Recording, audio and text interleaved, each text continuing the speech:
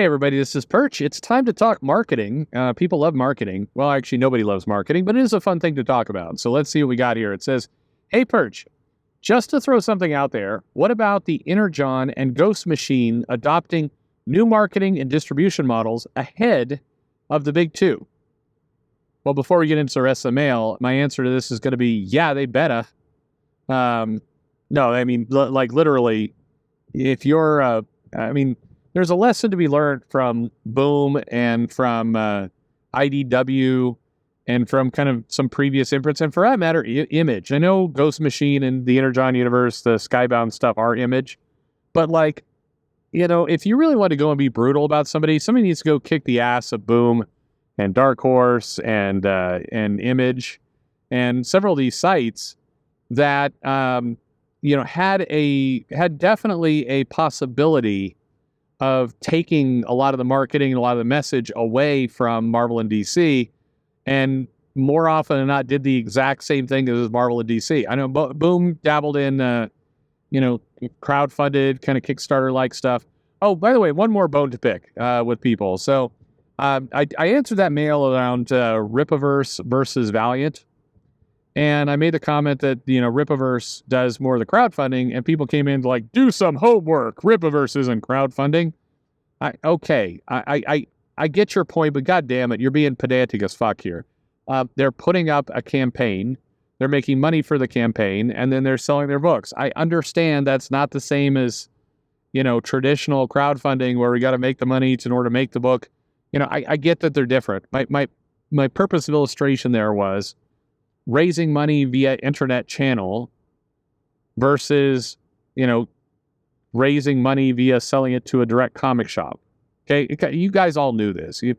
Several of the people who got all pissy about that are like, Jesus fucking Christ. Anyway, people. Comics, for what it's worth, comics is, and I love you for it and I hate you for it at the same time. I'm guilty of it myself. These are the most pedantic people in the world. It's like, well, technically, the Hulk only had purple pants in issue 5 to 43, and then he switched to shorts. And then I'm like, God damn it. Okay. Anyway, back to the mail. It says, I was thinking that most Energon and Ghost Machine fans are probably buying multiple different comic book titles in their series. What about one or both of them bundling their titles together in a single bag for a discount, like 20%, and selling their bundles through the direct market? Okay. At first, I was thinking about them doing this via mail order subscriptions, but this may piss off retailers. But selling them through retailers could be a win-win type scenario. Have a good one. Yeah, I think if you're the Energon or Ghost Machine, and maybe even more so Ghost Machine, because with Energon, you got some nice, strong licenses to deal with, and that's going to be helpful for you and, probably some good money. But, you could get people who are going to buy Transformers and not buy G.I. Joe, but they know both of those properties, so it's a little bit more reasonable. I still think a bundle would be a great idea, but, you could see how that one might be a little different. Ghost Machine, fuck yes. Ghost Machine would be absolutely out of their goddamn mind if they do not create a monthly, just buy it in one bag, all the comics are there. That would be the absolute smartest thing they could do. You could even do some incentive with it of, it's all the Ghost Machine titles that come out for the month in one bag, and we're going to throw in a trading card or some other, stupid shit in there. And that would be like, people would go for it.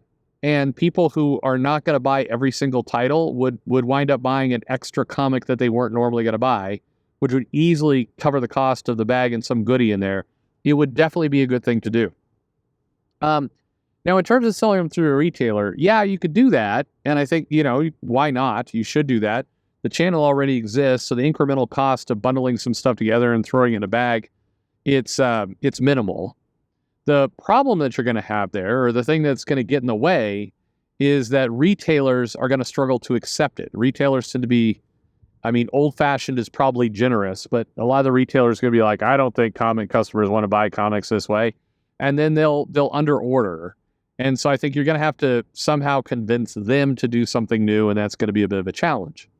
But one thing you can do, and this is definitely more experimental, is this. Say, put a QR code or subscription or whatever.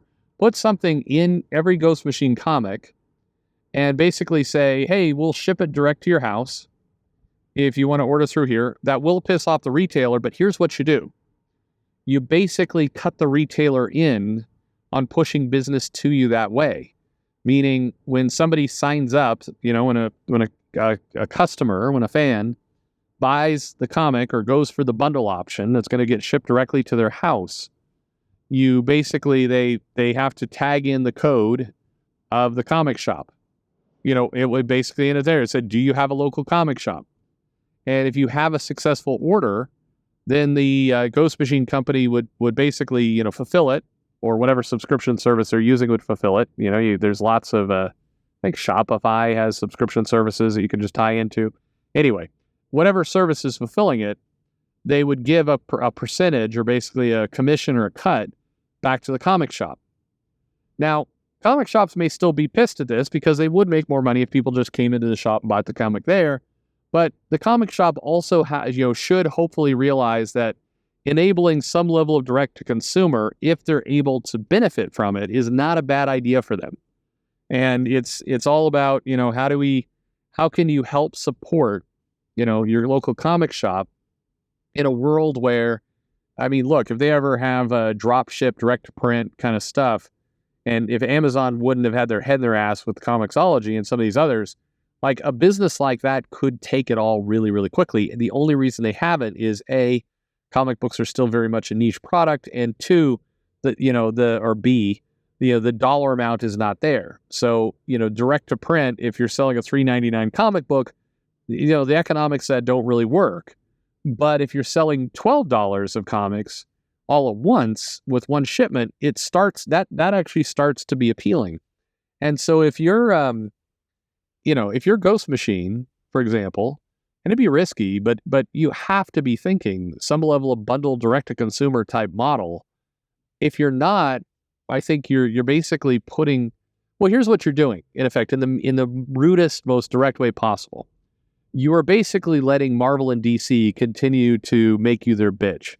Because, and it's the ugly truth, and very few people like to admit, the people who go into a comic shop, the Wednesday Warriors, the people who are going in for new comics, the vast majority of them, and when I say vast majority, I mean like 90% of them, are picking up a Marvel or a DC comic, which you're hoping, as a company that's not Marvel or DC, one of the indies, you're hoping that you're going to be able to glom onto that purchase with your book. And, in time, what will happen is, like with Energon, that's kind of an oddball thing to do, but take a title like Something is Killing the Children. If you look at the people coming in to buy that comic, again, the vast majority, which means more than 90% of them, are coming in to buy a Marvel or DC comic. They get interested in the title, maybe because of the writer, maybe because of something flashy on the cover, whatever it might be. They'll pick up this book and try it out. And if there's an indie company, you're hoping that they like it enough to keep buying. But basically, you are dependent on somebody coming in to buy a comic from your competition and then having enough money, change, or interest to, pick up your book as well.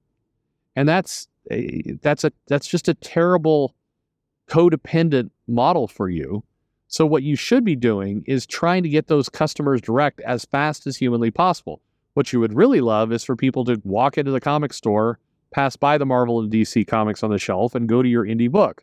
That's what you'd like to have happen. But to get there either takes a ton of time. I definitely had customers in my shop who, never bought Marvel or DC and only bought indie books. But all of them started from generally years of Marvel and DC. The people who are in that camp tended to skew older. It's not a healthy business. So, figure out a way to start getting those customers direct, which at least puts you in the driver's seat of marketing to them and promoting to them. And I think a bundle option with some of these books are a great idea. If you're Ghost Machine, like you are starting your own, semi-contained universe, you've got a lot of really good talent. You have people who are going to come and look at your comics because of the talent that's there. You've got to double down on that. If you don't, you're You put it this way: you're always going to be at the mercy of the big two, even if you get a loyal following. And again, Energon's going to get Transformers, G.I. Joe fans, people there who are into comics. But I would love to see some research data of how many people are going into the comic shop, buying the Energon books and nothing else. And I guarantee you in my comments, there's going to be a lot of people like, that's me, I do that. Okay, I mean, I'm not sure I believe you, but let's say I do believe you. Hopefully, you would acknowledge that you're not the norm. And I think anyone going into a comic shop that still sells new comics, it's very easy, anecdotally, to test this for yourself. And it's this. Next time you go in there, look at the shelf. What's on that shelf? The vast majority is Marvel and DC. How are they positioned? Marvel and DC, generally, front and center, often have their own labeling. Marvel Comics here, DC Comics here, and then all the rest. 9 out of 10 comic shops do it that way. Here's Marvel, here's DC, here's the others. And if you're a publisher, how do you like being the other? Is that what you want?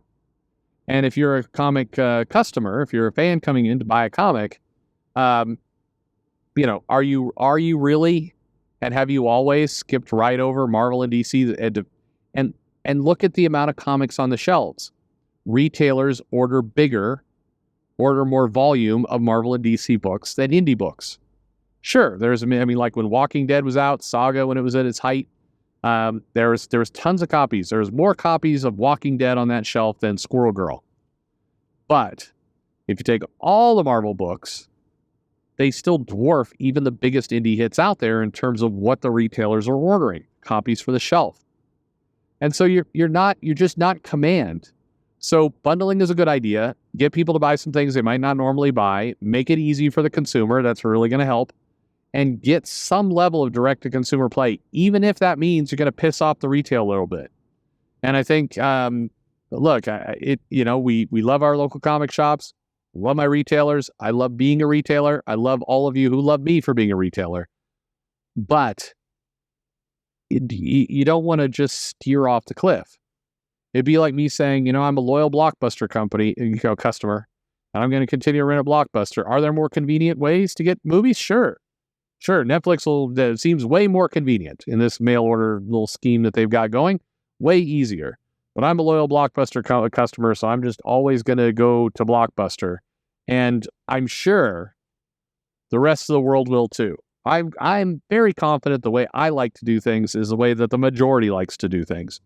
If this sounds like you, I got news for you. You're nuts. And so I think you've got to start doing some other marketing. Do the bundle idea. Thank you very much for the mail. Great idea. Get to direct to consumer. Start doing some things that at least change the paradigm a little bit. And if that means some of the retailers are mad because you've moved their cheese, they have to deal with something else. I mean, that sucks. But look, it is a harsh reality we're going into. And retailers, as much as anyone, also need to evolve or die. And if the last 3 or 4 years are any indication, several people have picked that die route, and they are now dead. So evolve or die.